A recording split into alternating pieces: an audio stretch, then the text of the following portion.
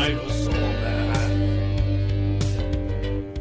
Hello and welcome to the Dinosaur Man podcast. I'm Andy Hughes. I'm here with Alex Hudson.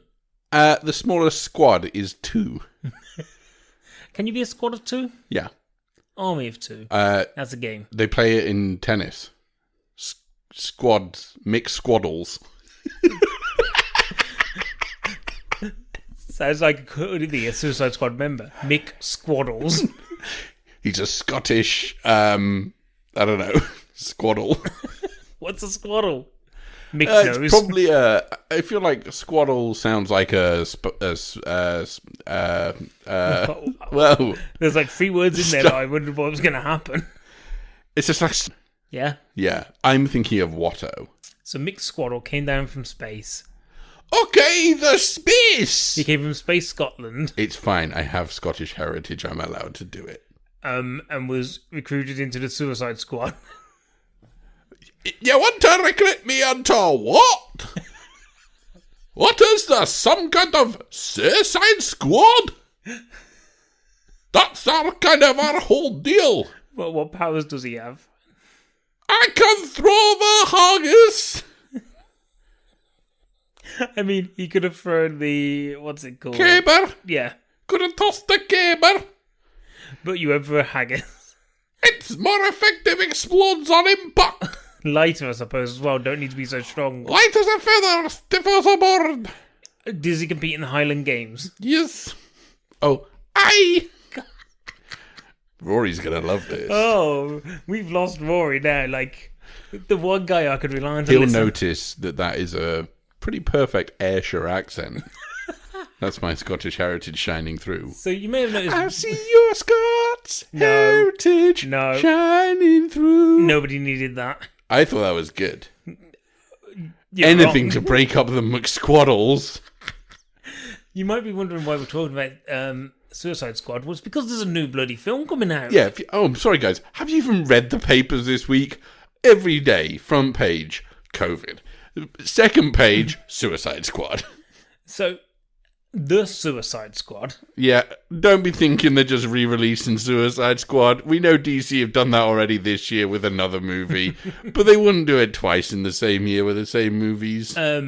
Is the new film by James Gunn. More commonly known for being the helm of Marvel's Guardian of the Galaxy films. But also, interesting that his name is James Gunn, and it is a violent film.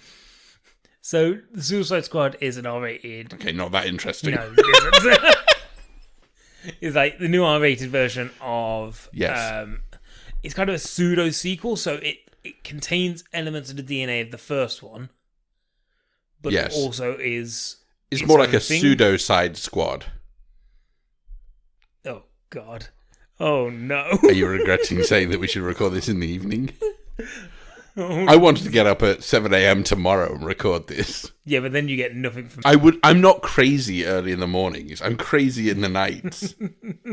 You've built up all this angst of not speaking to anyone all day. No, but for my job, I speak to people all day.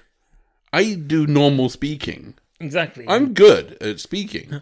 I'm a good speaker, guys. I've spoken loads. I think I've spoken more than you have, dude. So I'll stop distracting you. With the release, it's just because I know there's a lot to get through here. You'll be surprised how quickly I'll knock it out. With the release of the Suicide Squad, Yes.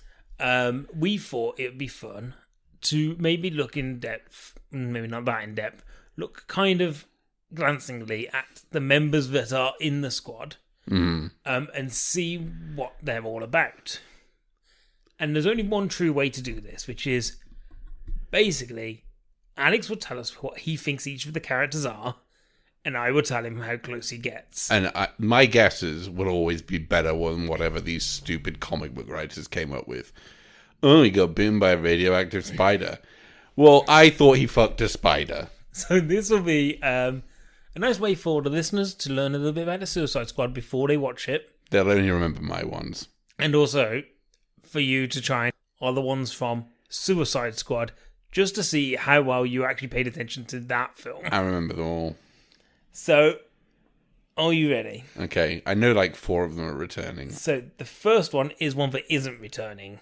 Oh, you're doing ones who aren't returning. I just want to see how much you remember them. Deadshot. Oh, he could shoot people. So, Deadshot was played by Will Smith. Yeah. What's his real name?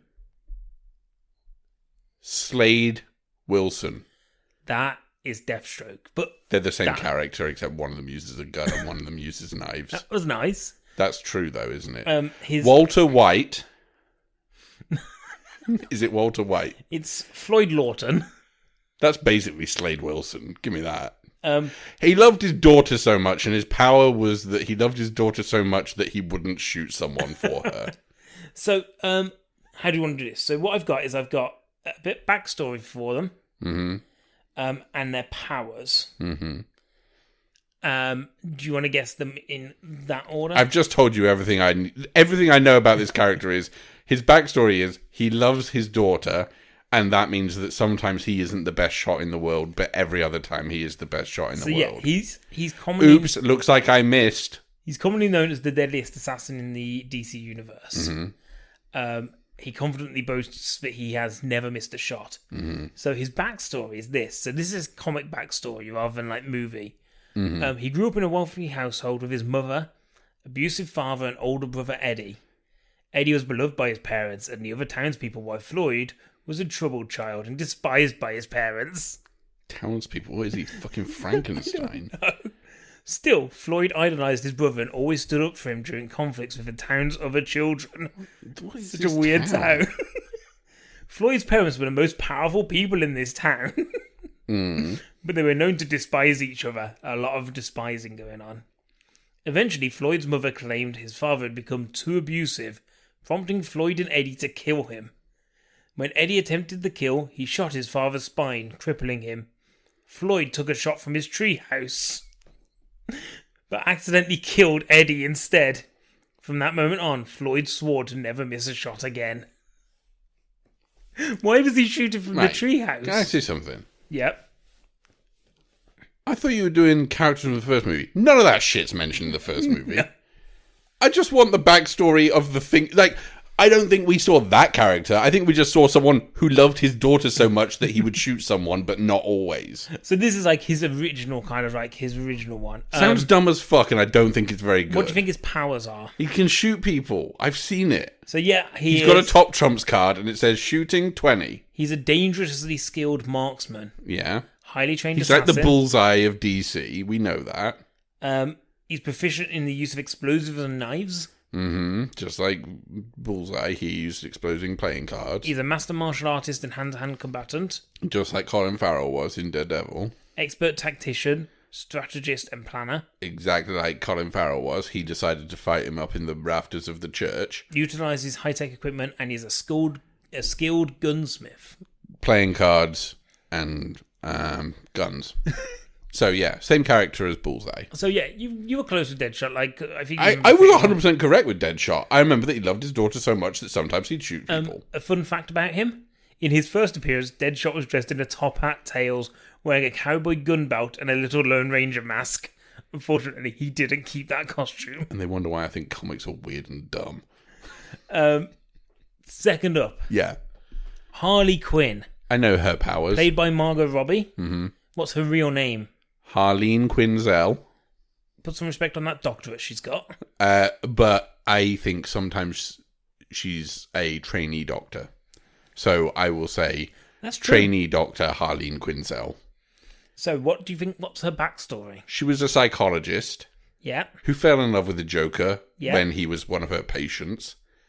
And guess what? He said, I ain't gonna hurt you real bad. I'm gonna hurt you really bad. And then he put electrodes on her head and shocked her into... I mean, look, I don't think the science backs up what happens here. So look, in the movie that I saw, she went into an acid bath with him, Yeah. and that turned her crazy. Yeah. That's kind of her backstory, like, in multiple versions. I don't like the fact that Joker is made out to have, like, magic dick. Do you mean as in, like, it's so good that you'd go crazy for him, or as in the dick turned you? Well, it's like, Crazy it's shaped like a magic. wand. Oh. And it fucking does spells out the end of it. No, yeah, like, I think the Joker is one of the fundamentally most boring characters in the DC universe. It's like, oh, why did he do anything he does? Well, he's random. Wow, cool story, man. I'd rather you have a motive. Oh, why are you just doing what Michael Myers does? Michael Myers is cooler. So yeah, you basically got it right. Like that's I know. Much, like, do you want me to tell you what her secret powers is? Yeah, tell me her powers. Love of Joker. Do you mean emotional manipulation? Nope, I don't mean that. That's one of her powers, apparently. Is it? Apparently. Is it? Because I've never seen that displayed in that movie. According to the DC official website. Bear in mind, I have to go on what was in Suicide Squad. That isn't true.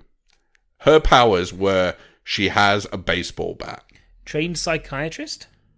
It's not a power. That is a career choice. According to Wikipedia, it's a power. Expert gymnast? Do we know that? Oh, I remember. No, one of her powers in the first one was she got changed in front of men and said, "What do you want to look at that?" I think that's emotional manipulation. And she had digitally removed the butt cheeks of her hot pants. Do you remember that story? Oh, yeah. Or they had to add them on in the posters because it was too revealing in the film or something? Yeah, they removed them in the trailers. Yeah. Because they didn't want to show how sexualized her outfit was. And then people were like, well, the film was bad as well, so that's not actually the most important part. So it also has here, using weaponized props. She used baseball bats, hammers. Mallets, trampolines, that kind of stuff. She's like Carrot Top. She's Carrot Top. Genius level intellect. Skilled hand-to-hand combatant. I enjoyed this one. Complete unpredictability. Again, just riffing on the Joker's thing. Why are they doing the things they're doing? They're just random, man. Like, apparently so she becomes friends with Poison Ivy at one point. And through that she gets like different powers, like actual powers, like immunity to toxins and things like that. They're going out with each other, right? I think they have at times. Fun fact about Harley Quinn. Apparently, she is the most popular DC character after Batman, Superman, and Wonder Woman, in terms of like sales and things like that. If Instagram Halloween photos are to be believed, she's the most popular. Apart from Sexy Spider-Man. It's just Tobey Maguire, I guess. Oh, Sexy Swamp Thing. I'd love that. Okay, next. El Diablo, played by Jay Hernandez. Real name? Jay Hernandez. Chato Santana. Oh, I thought you meant Jay Hernandez's real name. That is true. Jay Hernandez's real name is Jay Hernandez. It's not a stage name. What do you think his backstory was? I think he trained as an actor and then he was in Miami Vice reboot, I think, recently. Or am I thinking? No, Magnum P.I. Was he in Terminator? He was in the Magnum P.I. No, it wasn't Jay Hernandez. He was in Terminator, was it? Dark Fate? No, you told me that you thought it might be, but then you remembered that you got it wrong.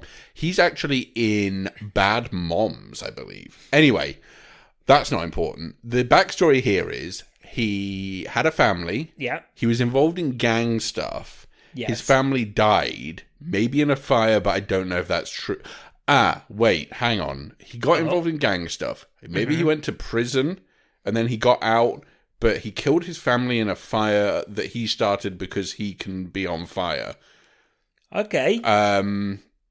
But he was always in gangs beforehand. Mm-hmm. He's not a sympathetic character, but they tried to make him one in the movie. So you're actually very close. Like, you're pretty much spot on. I know things. Like, I pay attention to the movies I see. Yeah, so his power is... His tattoos come alive. Pyrokinesis. That is true. Yeah. That is true. His tattoos do come alive. In Suicide Squad, yeah, his tattoos are linked to his power. They move around, I think. Yeah, but like his power is pyrokinesis. And yeah, he basically was involved in gangs and accidentally killed his own wife and child, and then willfully handed himself over to the police and be like, I'm never going to use this again. There by choice, and he's kept in a tank that's filled with water. So yeah, that's spot on. Here's your fun fact about El Diablo.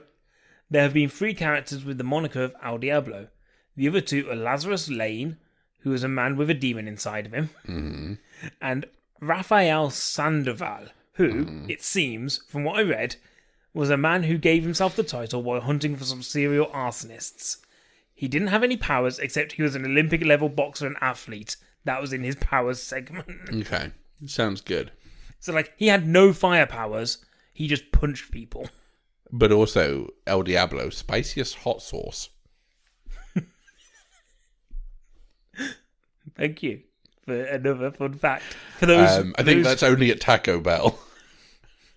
I don't think I'd ever eat anything called El Diablo. It's not the nicest of the sauces. I don't think hot sauces are nice because it's all about heat these days. We didn't have time to get into this in the first place. Come join us on Wednesday's live stream. I'll tell you all about my theory on hot sauces. Okay. Killer Croc, played by Adewale Akinayo. He's come to kidnap your kidneys, I know that. Yes, he is. Mm-hmm. His real name? Killather Crocathon. Ooh, close. Waylon Jones. So what's his backstory? Hang on, what was Deadshot's first name? Floyd. I said it was Wade Wilson. Yes. Slade Wilson. Yes, you did. So Killer Croc's backstory was... I feel like in the movie he was born with a genetic disorder or something. Mm-hmm. And he was a crocodile. Or like he had skin like a crocodile. Was he kind of like a mutant or something like that in the kind movie? Of, yeah. I remember he had a TV in his cell. Mm-hmm. I remember that he was always wearing a hoodie. Yeah. And everyone thought that was really good because it meant that you didn't get to show off Killer Croc. Of course. I feel like he was... I mean, his powers are... He looks like a crocodile and he is strong like a crocodile. Yeah. And can swim like a crocodile. Mm-hmm. There is a bit where he maybe swims in the film, but you don't see it. Yes. Like, they go, can you swim over there? And he goes, yeah, don't worry. And then the next time you see him, he's wet. And you're like, what's happened? And he's like, I swam. I don't really know. Has he got sharp teeth? Yeah, that is true. Okay. That's it, I think. So, once again, pretty close. So Jones suffered from a rare genetic condition that gave him crocodile-like appearance. Mm-hmm. He was driven insane by his irreversible transformation, so he adopted the name Killer Croc. Yeah. And turned to a life of crime, over the time developing animalistic tendencies, which makes him a dangerous individual. His powers are enhanced speed, strength, agility, reflexes, stamina, senses and durability, reptilian teeth, claws and scale-like skin, accelerated healing, and this is one from DC's official website, unrivaled swimmer. They have Aquaman. Michael Phelps ain't got shit on him. Okay, so, what's my fun fact? Fun fact is, while some versions of the Croc have a human scaly face like in the film, yeah, others had him having a full crocodile snout, which doesn't seem to match with the old, this is just a condition. He's also not coming back, so El Diablo isn't coming back either, as far as we are aware. Oh no. Katana, played by Karen Fukuhara. Take a good look at this sword, because it'll catch your soul. So, real name? I ain't gonna try. Tatsu Yamashiro. Okay. Backstory. Her soul catching blade. Can you? She was a jilted lover or something like that. Her fiance was killed by the Yakuza or something. Mm-hmm. And she decided to take revenge. There was a crime family or something. She decided to take revenge by stealing the souls of people who didn't deserve to live, or maybe they did deserve to live. Who fucking knows? Her sword could capture your soul. So I've got written down here, Rick Flag sums it up when he introduces her. This is Katana. She's got my back. I'd advise not getting killed by her. Her sword traps the souls of its victims. I was right. The soul of a dead husband lives in a sword. That was it. That's your fun fact. Mm-hmm. But Did he get killed by the Yakuza? Maybe. I didn't read that far. I just wanted the Rick Flag line. Okay. Fun fact? That was a fun fact. Her dead husband is in a sword. Okay. I thought that was part of his line. But yeah, she's really good with swords. She ain't come back. She can capture... she can communicate with the spirits within her sword. Yes. Enchantress was played by Cara Delevingne, also apparently not coming back. June Moon. June Moon is the name. I have the backstory of her comic book character here. I ain't going to take a run up of that because I only know from the movie. From the movie? She was like a scientist of some sort. She was excavating a tomb. She found a thing that contained the soul of a witch called the Enchantress, or a demon or a god or something. And then she like opened it and snuffed it all and Snuffed it.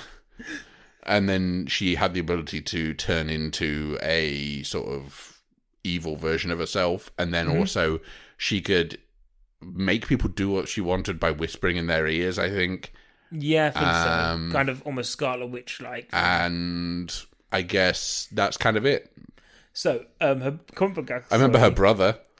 I've got nothing about her brother, by the way. Okay, her brother was like a bad soldier, man. So, June Moon was a freelance artist who was invited to a costume party at an old castle. This doesn't sound right. And stumbled upon a secret chamber where an unknown magical being empowered her to fight an evil presence in the castle. Saying the words, "The Enchantress," her appearance changes from the blonde-haired June to the black-haired and costumed Enchantress. And defeats a Minotaur captured in a tapestry. I think the Minotaur's her brother, right? In the movie? I don't know. I'm going to say this now. I don't think they could have done a worse job than they did with the backstory in the film, but it turns out that the original backstory is worse than the backstory they did in the film. What do you think her powers are? General witchiness. So, this is the first one on Wikipedia, and I think the only one where I had to press a see more option. So, she's got all like the super physical attributes of like the reflexes, vision, hearing, strength, and all that kind of stuff. Knowledge of arcane magic and spellcasting, animation of inanimate objects, energy manipulation, force field generation, extremely powerful telepathic skills, telekinesis, teleportation, intangibility, healing factor, portal creation, transformism, climate manipulation, General witchy stuff, like I said. This is all deformation of reality, and flight. Fun fact, the power of dancing does not appear in her Wikipedia, despite being the only power we really see in the film. I feel like we also see her enchant people in the year. I don't know, maybe. So yeah, unfortunately she's not coming as well. Slipknot, played by Adam Beach. Okay, so he can get out of any knot.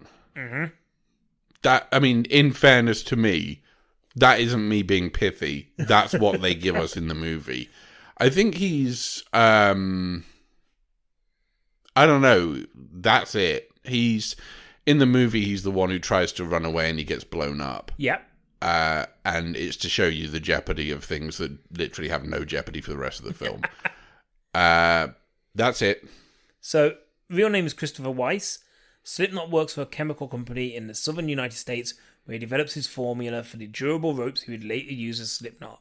So, as well as like classic superhero. So wait, he can get out of any knot. He can make any knot. Yes, so he's a Boy Scout. His ability to climb on every building or harsh object using ropes, a grappling pistol, or usage of many other advanced rope vessels. Okay, so he's like superhuman Alex Honnold.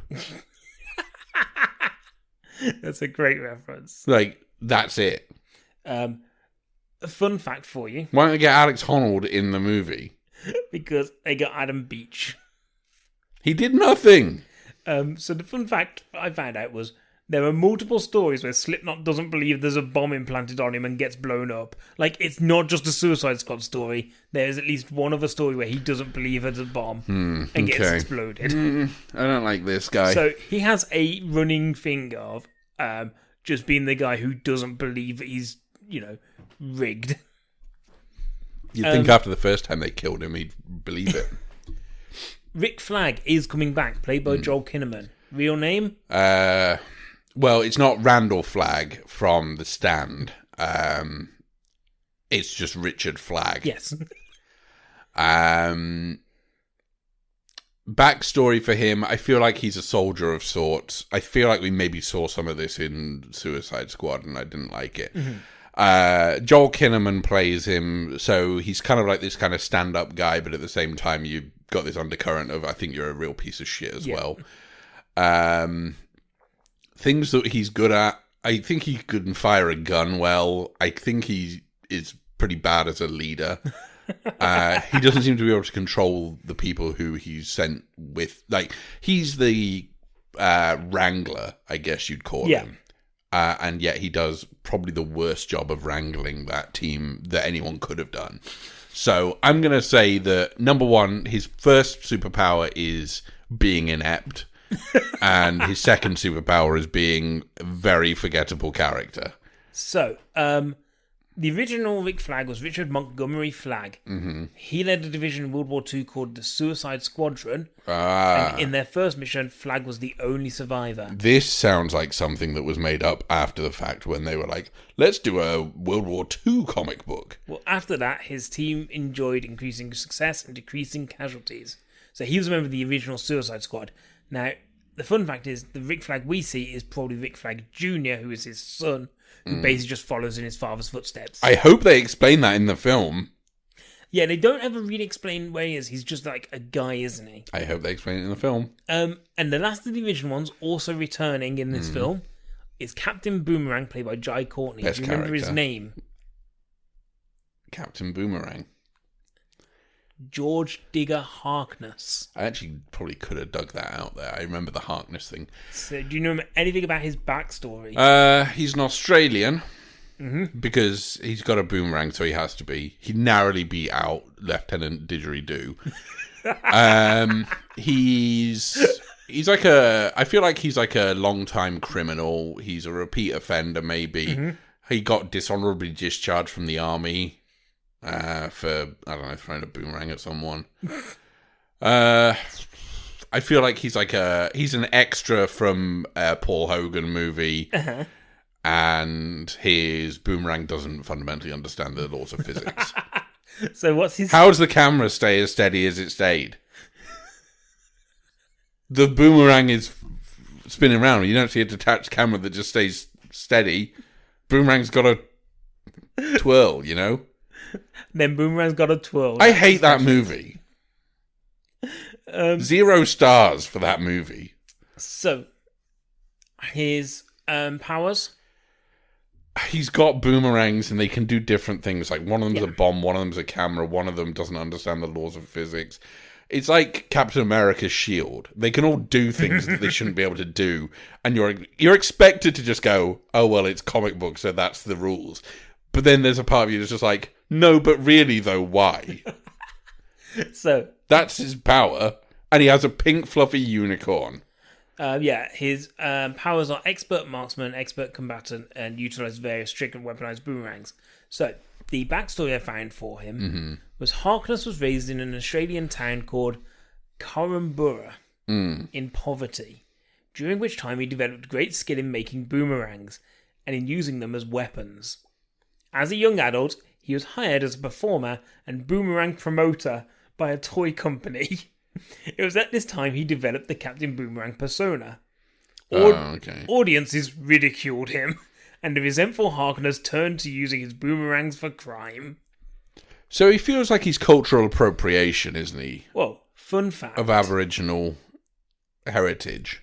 Fun fact is, he originally had an American accent. And in the 1980s, they decided he wasn't enough of a stereotype, so he gained an Australian accent. How do you do that in comics? I guess like the way it was written and stuff. But why would he have an American accent if he was born in poverty and in Australia? He had an American father and an Australian mother, I believe. No, I don't agree with this. So yeah, we're learning all about. He was the only good character in the first one. I remember that. Yeah, they remember he had the one true moment that they immediately ruined. But he's back. Maybe not for long, but he's back. I mean, good, I guess. Who knows? Okay. So now we get on to the new ones. Okay. Bloodsport, Idris Elba. Do you think you know his name? Bloodsport. Okay. Going off of that, he's going to be involved in sports, but also he donates blood. Brian Smith. Bloodsport. BS. So, it's actually an alias used by multiple people, but we believe this is the Robert Dubois version. So, what do you think you know? Knowing his name is Robert Dubois. He's French. Do you think you know anything about backstory? And I want you to guess his backstory and his powers. Okay, so he's a French aristocrat who got bitten by a radioactive blood bag. I think he loves watching sport, particularly blood sports, like fox hunting and boxing. Yep. He won a lot of money. Does he ever combine the two and have foxy boxing? That's not technically a blood sport. That's like a different kind of fluid sport. I think foxy boxing is what I think it is, but I can't remember. I mean, I've never watched it. Is it a thing for real, or is this a joke? Anyway, look, he's a French aristocrat. He got bitten by a radioactive blood bag. He watches a lot of sports. He won a lot of money on a boxing match. Mm-hmm. And he turned to a life of crime because he had money now. I don't know. What's his powers? I guess his power is his blood can solve crimes. Or commit them. So, if he cuts himself, his blood forms into a little mini him, runs around and causes a bit of mischief. Is that right? I would actually love it if it was. Okay. So, Robert Dubois is a Vietnam draft evader who had a breakdown and became obsessed we're working with a coward now. Became obsessed with the Vietnam War after learning that his brother had gone in his stead. Okay. Dubois was drafted to serve in the United States Armed Forces. It's a real Mulan situation. But upon receiving his induction notice, Dubois fled to Canada, not because he was morally opposed to the war, but because he was afraid of death. Oh, so he is just a coward. Dubois' younger brother, Michael, reported for induction in his place, passing himself off as Robert. Michael Dubois was sent into combat in Vietnam, where he lost both his arms and legs. Mm-hmm. On learning that his brother had lost his limbs, Dubois went insane from guilt. I don't know how much of that is going to appear in this film. Everyone goes insane from guilt. So his powers include considerable strength, stamina and durability, and access to a high-tech weaponry in a warehouse by using a teleportation device. So basically he can reach into a warehouse using a device and pull different weaponry from it. He's in the possession of a device that enables him to teleport high-tech weaponry to him from a distant location at an instantaneous rate. And Superman described his arsenal as terrifying. This is dumb as fuck. In this version of the Suicide Squad, he put Superman in hospital with a kryptonite bullet. With a kryptonite bullet, yes. Yeah, I've seen the trailer. That's your fun fact. I've seen the trailer.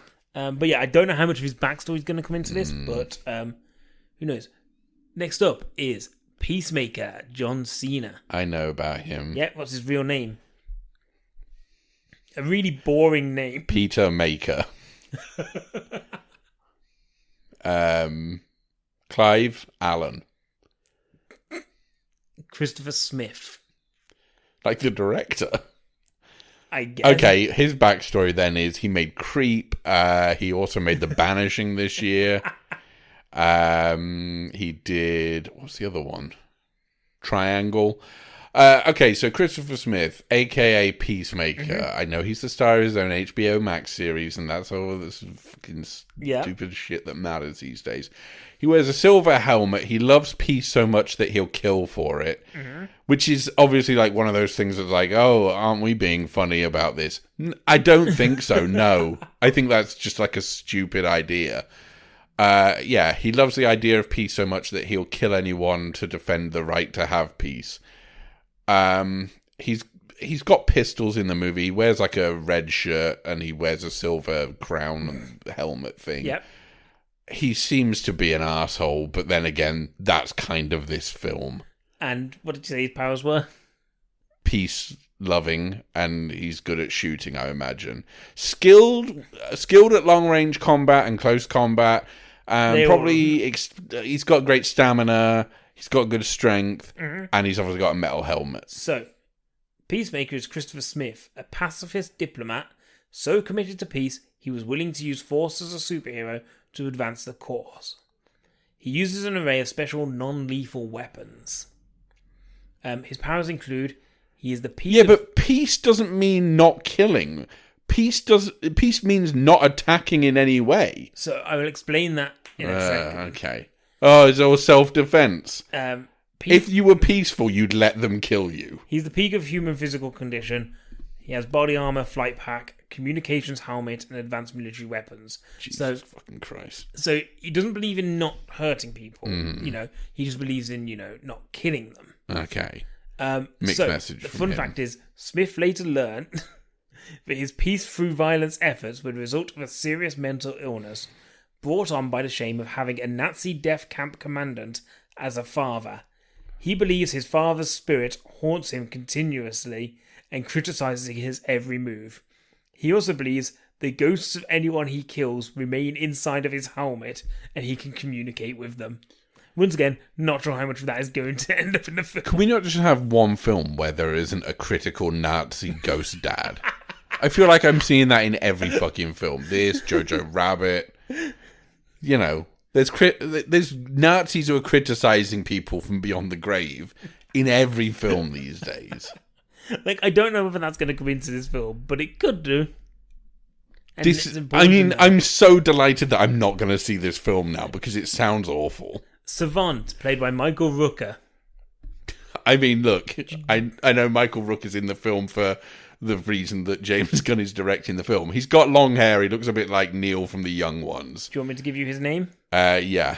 Brian Derlin.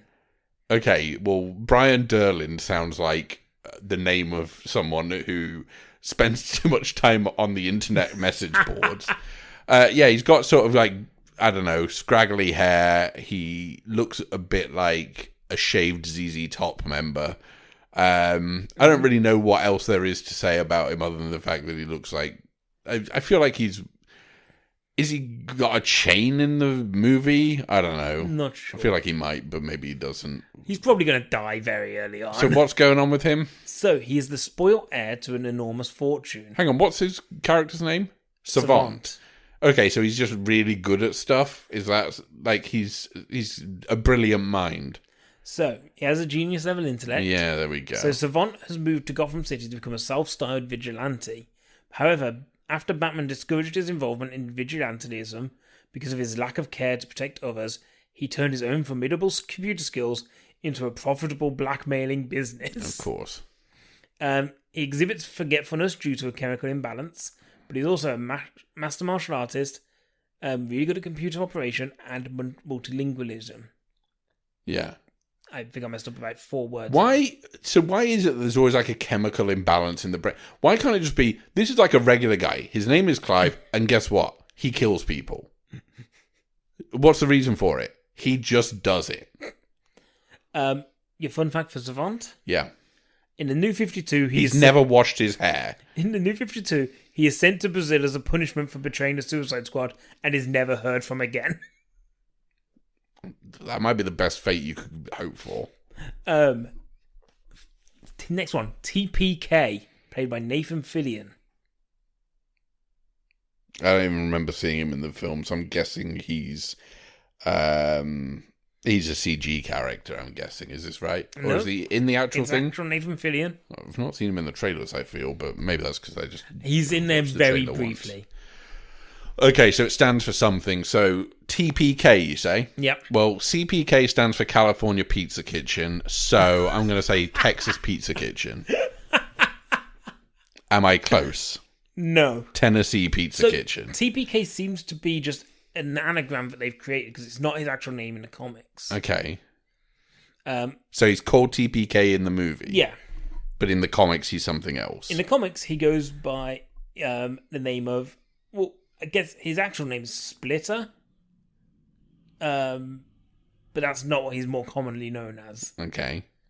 So he's more commonly known as Arm Fall Off Boy. So, Arm Fall Off Boy, also known as Splitter, it's the kind of shit I can imagine James Gunn getting a hard on for. Is a young hero from the 31st century who failed in his tryouts for the Legion of Superheroes. Uh-huh. He has the unique ability to detach his limbs and use them as weapons. Yeah, but... Yeah? Is that not just worse than using a weapon? Well... You take your limb off, and presumably you hold it with your other hand, and you hit someone with your limb.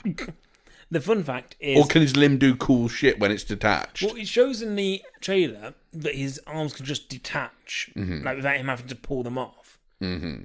But the fun fact about this one was he was created as a one-off joke character. Sounds like the kind of thing that James Gunn does get a hard on for. So yeah, okay. Next one's Javelin, played by Flula Borg. I've no idea about this. Javelin, I'm guessing, can throw things really far. Javelins, probably. Mm-hmm.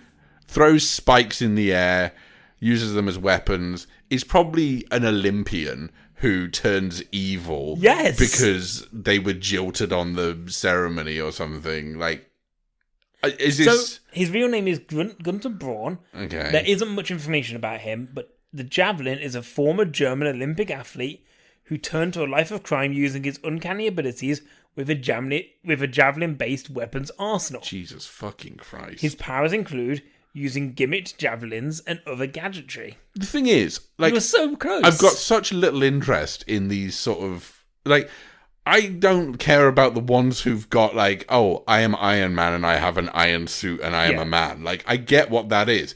This shit, it's like, oh, he was an Olympian, but then he got in trouble with the police or something, so now he's got to throw things really far to hurt people. Jesus. Okay, next. The fun fact about Javelin, by the way, was he was once killed by a runaway jeep. Of course. So, next is Mongao, played by Mei Ling Ng. Okay. I don't know any of these. I'm going to say, I don't know, I feel like there's got to be some magic in here. Okay. Like, Enchantress was in the first movie. This character's going to have some magic powers. Also the spirit of a witch? So, I don't know if you remember her in a trailer. She's orange. I don't know if that helps. Alien? Yep. Oh, fuck, that's all the aliens. Okay, alien... I don't know. Alien pirate. Oh, close. Smuggler. Warlord. Okay. So she's an alien warlord. Right. And I don't know. Well, I guess her powers are lasers. So Mongol is an alien warlord. Mm-hmm. She's the daughter of Mongol, the Elder. You say this as if it might mean something to me, but... I think apparently he is a known character. Okay. She became the ruler of Almerac until she was murdered by her own brother. Okay. Is that the fun fact? That's her entire backstory I could find. Okay. So her powers include superhuman strength, durability, stamina, speed, and agility, and energy projection. And the one that I really like is, in her abilities, was leadership. Well, I suppose with Rick Flag in the team, you've got to find someone who actually is a strong leader. Her fun fact... She was born on a planet called Debstam 4, a planet which Mongol the Elder ruled over with an iron fist until he accidentally wiped out the entire population with a flu.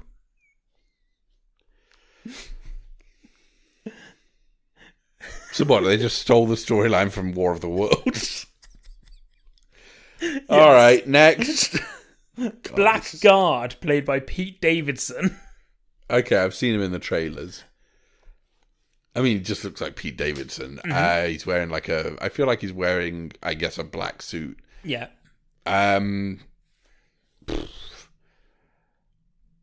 Blackguard. I mean, is he somehow related to security? Is he a security guard gone bad? Security guard? Yeah. Is that true? No. Okay. You want his real name, don't you? I'll tell you this one. We don't actually have his real name. Okay. I couldn't find it. Okay. I feel like his backstory is going to be... Well, he'll be good at fighting. They're all good at fighting. That's not a thing. He looks like a shit Wolverine. Mm-hmm. So you think he's going to have metal claws? No, that's how shit he looks. I don't think he's got the cool stuff. I think he's got fists, but he hasn't got any cool bits coming out. He's not got a healing factor. He's not got metal. Yeah, I think his healing factor is he goes to the hospital and hopes for the best. I don't know. I don't know. He just looks like Pete Davidson wearing a black suit. I don't know.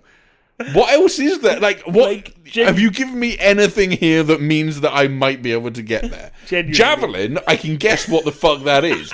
Blackguard, I'm like, well, I don't know. Maybe he was a security guard. Like, genuinely, like, Blackguard is a really weird one because there's, like, nothing. So, Blackguard was hired, empowered, and outfitted by the conspiracy called the 1000. He accompanied a squad of troops to steal some satellite tech from Star Labs. However, their vehicle was intercepted on the way home by Booster Gold. He was a joke character, Booster Gold, right? He turned out being a hero, like. But he was like a comic book character within the comic books or something. Something like that, or he's somebody who basically learnt how to... Look, Dan, if you're listening, I think you were the one who told me about Booster Gold in the first place. If I remember rightly, isn't Booster Gold the one that stole tech from the future and went back in time to be a superhero? Dan, I'm sorry I never listened to whatever the fuck you were talking about when you told me about Booster Gold. So he was intercepted on the way home by Booster Gold. Yes. Even though Blackguard was wearing a fairly strong suit of armour, Booster tricked him into hitting a power terminal and the shock knocked him unconscious. Mm-hmm. Now he's electric. No. He's... So... What is he then? His powers include ergokinesis. Okay, did you open that up to find out what that is? I didn't quite understand. Okay. Skilled use of his mace. So apparently he has a mace. Mm-hmm. Usage of gadgets and strength. The fun fact I found was, when offered a Faustian deal by an evil entity, he wished not to be stupid anymore. Ergokinesis. Ergokinesis. Oh, ergokinesis. Okay. Okay. Energy manipulation. Like, apparently. But what I think I found So he is kind of electric. But also an idiot. Uh-huh. Okay. He is... I mean, I don't think he's necessarily the least interesting so far, but he's one of the least interesting so far. Weasel. Sean Gunn. Or at least... he's like a weasel man. Yeah. Real name is John Monroe. He's a weasel. Mm-hmm. He licks the glass of the window of the door that he's behind in the prison. Yeah. I'm tired by this character, and I haven't seen the movie. I don't know. I mean, I guess he's the size of a weasel, so he can do weasel. He's like a bigger weasel, maybe. Mm-hmm. But he can fucking weasel his way around things. He can get into tight holes. He can chew through wires. He's got a superpowered bite. He's not a very good pet. I don't know. What else could there be? What else? So what do you think his backstory is? He's a man who got bitten by a radioactive weasel. I like how or he fucked a weasel and the weasel became him. I love that for you. Everything is just a radioactive animal. He skinned a weasel, wore its skin, Buffalo Bill style. So, John Monroe was a lonely student at Stanford University in the late 1960s. Good university. Okay. His contemporaries rarely noticed him, and if they did, they referred to him in derogatory terms, using words like weasel. Yes, of course, he looked like a fucking to describe weasel. Him. This made him bitter, driving him to become a murderer decades later. So, is it just in this movie he looks like a weasel? So, powers include great agility in hand-to-hand combat. Uh-huh. The fun fact was, Weasel was originally just a costume with sharp claws, until in 2011 when they reinvented him to be more animalistic. And they've gone with that version of him. But, like, he just is a weasel? Yeah. In the movie? It's not like he's a person who looks like a weasel. He's a weasel. Apparently he's just agile and can fight. Wow. Favourite character so far? As in, is that my favourite character so far? Would you rather a film about Weasel or Blackguard? At the moment, I'd rather have a film about the original Suicide Squad that I watched in 2016. Okay. King Shark, voiced by Sylvester Stallone. The bodywork was done by Steve A.G. His real name is Nano. He's a shark. Yeah. He gets bitten by a radioactive man. Which makes him more manly than Sharkly. Mm-hmm. Fine. His mum was a shark, and she fucked a man, and he's the baby. But now he's the king of all sharks. He's like Aquaman for sharks. But then he can also come to the planet, the Earth, the surface world. Yeah. I've seen him in an episode of maybe The Flash. Yes. And it was fine, but I didn't really understand what was going on. I hadn't watched the series, and I think I was just in the room while it was on, so it didn't make any sense to me. He could speak in that, so I'm presuming he could speak in this. I mean, it's Sylvester Stallone, so it's a manner of speaking, but it's still speaking.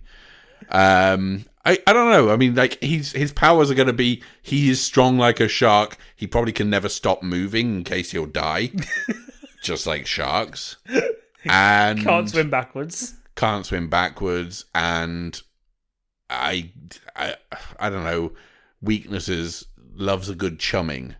Unfortunately, ate LL Cool J's bird before this, and now he's on a warpath.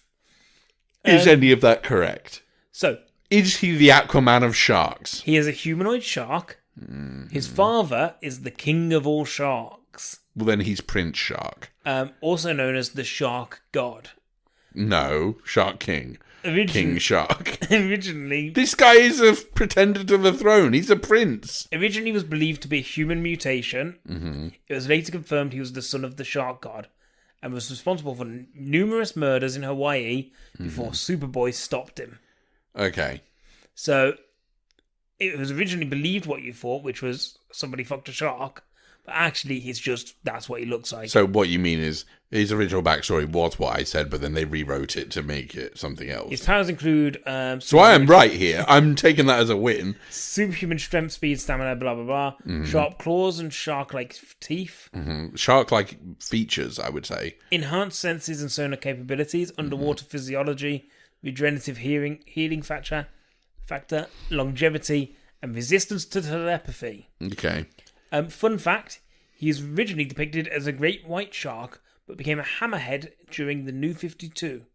He is mocked up as both during the design for this film, but the great white was decided to be a better fit. Yeah, I was going to say, they definitely went with the more recognisable, because they realised that the hammerhead shark was kind of co-opted by Pirates of the Caribbean for the one that guy on Davy Jones's ship. Yep. But yeah, they tried both apparently, and they decided that Great White was best. Probably easier to animate. Not many left. Polka Dot Man. Not many left. David We've done Desmond. 1,000. Polka Dot Man I know a little bit about. His real name is Abner Krill. Did you know that? Okay, yeah, I knew that. His suit has got polka dots on it. Yeah. And he can throw them. Mm-hmm. And they're maybe explosive, I feel like, in the trailer. Some of them are explosive. Some of them are like... do you remember in the Yellow Submarine movie when he has the hole that he can pick up and he can go into and it takes him into it? Yeah, that's one of them. I feel like one of them is going to be like the portals from Portal. Mm-hmm. Another one will be like, I don't know, just famous circles from history, I guess. Okay, name me one of those famous circles from history. Drum circle. Okay, nice. Okay, thanks. Stone circle. Is there only one? Stone sour. Okay. Look, this guy is a fucking nerd.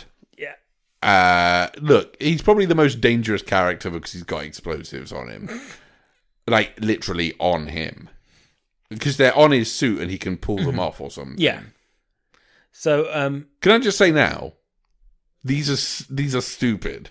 His backstory, they know that they're stupid. The backstory that I could find from him was Abner Krill was a local Gotham crook who decided, for reasons unknown, to launch a crime wave based on spots and dots in Gotham City. That's all I could find. Also, he was in... he wasn't, but the actor was in The Dark Knight, right? Mm-hmm. I guarantee I guarantee that someone tries to say, like, oh, this proves that this is related to the Nolan Batman trilogy because this guy is the same guy. Like, he was in the police maybe at that point, or was he a henchman? He was a Joker henchman. Joker henchman, yeah. And guess what? Now he is the Polka Dot Man, and it means that the two are connected. It means that this is as good as the Christopher Nolan it's not movies. just the fact that he's a friend of James Gunn and therefore he's in the film. Yeah, exactly. So his powers include... can turn the polka dots covering his costume into a variety of devices. Once removed from the costume, the spots can be used for a variety of purposes, such as deadly weapons. So, these are the dots. Flying Buzzsaw Dot, which is a red polka dot designed as a projectile, but turns into a saw blade. Okay. A sun dot, which is a gold polka dot designed as a projectile. It was gimmicked to resemble a model of the sun and emitted a blinding, disorientating light similar to a flare. Don't know what that actually means, so I'm going to ignore it. Fist dots were yellow, red, and orange polka dots designed as projectiles. They were thrown once and gimmicked to resemble human fists.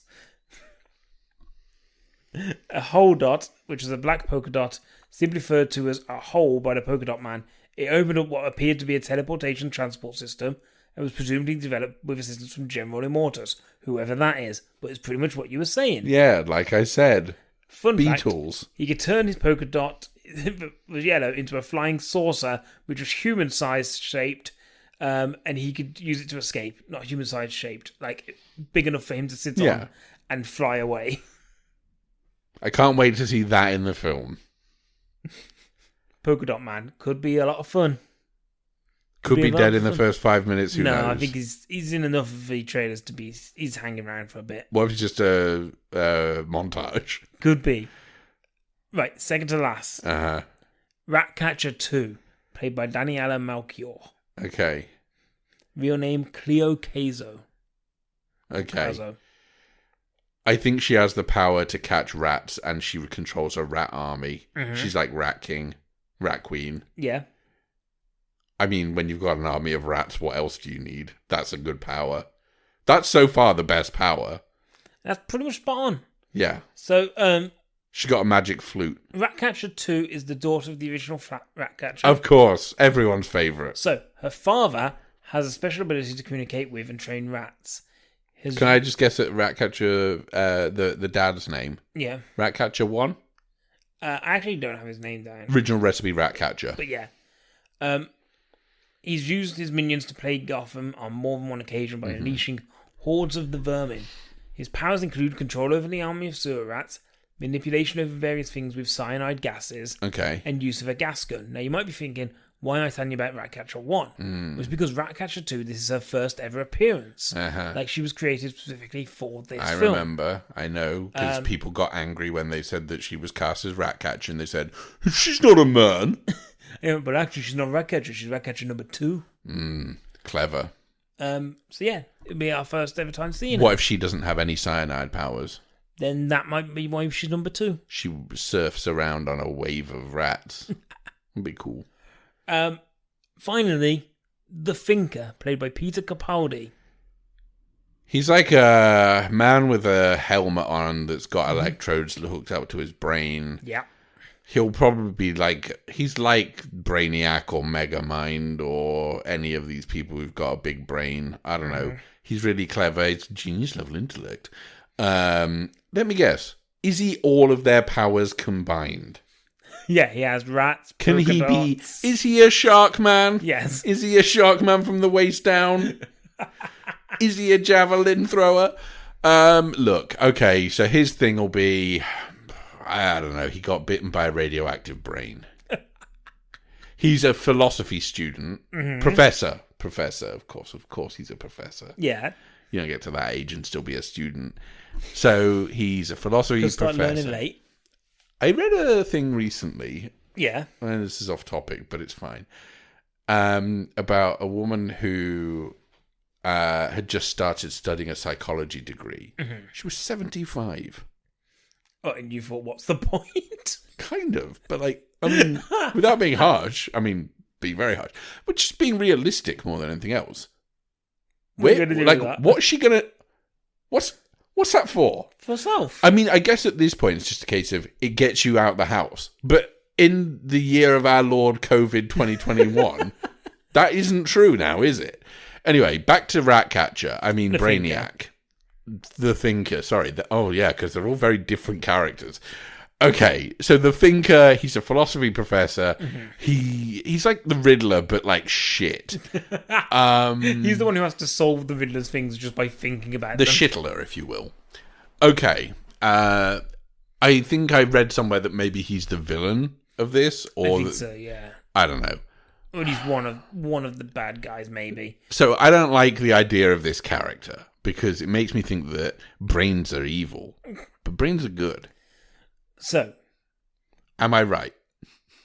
There's a few people who've gone by the moniker of the Thinker, but the original one is the one we got most of the information about is a guy called Clifford DeVoe. Okay. Who was a failed lawyer, and he realised that many of the criminals he encountered had the skills but not the brains to rule Gotham City's underworld. Oh. He started a new career as the brains behind small-time villains. He always sought out new scientific devices to use, and his most important was the thinking cap. He's kind of the Ray Kroc of villains. A metal hat that could project mental force. The Thinker would use this device repeatedly over the years, so his power included technology-derived telekinesis and mind control. Okay, so it's the Riddler from Batman Forever's kind mind of. helmet. The fun fact about this one is, this version is a new version not before seen called Gaius Greaves, and was created by James Gunn. But yeah, we don't really know how much of the Thinker's backstory will come into this because it's technically a new version. But they might just take bits from there's been bits like, so there's a version of him where he was an AI. There's a version where they tried to make him a bit more of a sympathetic character. We don't know whether this is just like an amalgamation of them all. But yeah, that's all of the Suicide Squad from both movies. Can I tell you something now? Who's your favourite? Captain Boomerang from the first movie. Not from this one. He's going to die first. He's going to die first scene. Least favourite. I know it's bad because I shouldn't judge the characters that I haven't actually seen portrayed yet. But I'm going to say any of them from the new one. Starro, I think, is going to be the worst one. Didn't even get onto Starro. I was going to put Star in, and I was like, but we know he's the bad guy. Aren't they all bad guys? So what was you going to say? I think they're going to kill Starro first minute. Oh my god. Just to show that they're good at the job, like in Judge Dredd. He's good at the job, and then he goes and does the other jobs. Who is the worst of them? I guess, I don't like the idea of any of them, but I at least like the idea of Blackguard. I think he sounds terrible. But I think he's probably a joke anyway. And won't be there for long. But when you've got the big dick energy of Pete Davidson, wouldn't you want to harness that for 2.5 hours? I like how this isn't the first podcast we've talked about the big dick energy of Pete Davidson. It comes up whenever we need it to. It carries us through. Much like Pete Davidson's big dick. Gross. We don't need to speak about it. I'm never speaking about his actual dick. No, am I. Apart from last time when I definitely focused in on the dick. I think Blackguard sounds like the worst. Well, I hope this was informative. Do you have it was the idea of this to make me want to see the movie. Well, I figured I'm further away from that point now than I was an hour ago. I figured you wouldn't want to see it anyway. You guessed right. But maybe the people who listened learn a little bit about those characters and now feel much more prepared. If you know what, if they're soaking their pants about this movie. Oh, gross. Didn't say with what. Could be piss.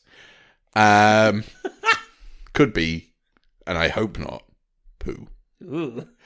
If they are excited about this movie, they already know all these fucking characters. I didn't know that. No, you did. You say you didn't, but you actually did, because I've seen the posters on the wall. I had to do actual research. Every night I hear you go into your room and you go, good night, Weasel. Good night, The Thinker. Good night, Slipknot. Good night, Starro. Good night, Peacemaker. And then you get into bed and you go, and most of all, good night, Savant. Savant is one of them. And I hug my giant cutout of Michael Rooker. Yeah, and every day you come down in the morning and you go, everything's fine in my room. Not everyone in there is a Suicide Squatter. Don't go in there. So yeah, I think you knew about the Suicide Squad. But now so do you, and so do the people listening. I've instantly forgotten all of it. There are characters who are in this second movie that you've just told me about. Like, I know that California Pizza Kitchen's a character. Like, if it wouldn't be tedious for everyone listening, I would get you to see if you could name all 21 characters that I just gave you. We'll release that as a sidecast. It's fine. Maybe join us on Wednesday for our live stream where I'll make you do that. The time passing in between me having to remember these shit. unless I see the Suicide Squad the minute before we start recording, I am not going to... I will not remember those. But thank you, everyone, for joining us this week. Please, if you liked the episode, please give it a subscribe wherever you get your podcasts. And follow us on Twitter at DinosaurMan15. And follow us on Twitch at DinosaurManPod. Yes. Let us know who your favourite Suicide Squad members are. Are you excited for the new Suicide Squad, or are you old? Are you OG like me? But yeah, like I said, we are starting up streaming on Wednesdays between 8 and 10 on Twitch. So give us a follow there. Thank you to Johnny Needs as ever for the theme song. UK time before you Americans come in here and demand that we do it 8 and 10 your time. We stick with the British time zones. This is the Brexit I voted for. British time zones for British podcasts. No, podcast goes by without you trying to insult the audience. They need to be told. Thank you, Alex. If they just think that they can... Oh, it's 8 p.m. my time. No, sir. You will find a recording of us doing it, and then you'll be typing questions in, and you'll be like, why is no one answering me? The reason is we already done the show. You fucking idiots. I love all of our listeners. They're all equally important to me, especially the ones in other time zones. Fuck you, British time zone. Thank you, Alex. Thanks for hosting. You did a lot of work. And until next time. I apologise. And that shows growth as a character for me. I thought first you were about to go back into Mark Squaddles. Mark Squaddles? McSquaddles. Because remember, it was mixed Squaddles. Oh, mixed Squaddles, that's what it was. And then it turned into McSquaddles. One word. Which sounds like a delicious recipe item at McDonald's. Also, sorry, Rory, this is your last podcast you listened to. He hasn't got this far. He's turned off minute 6. Bye, everyone. See you on Wednesday.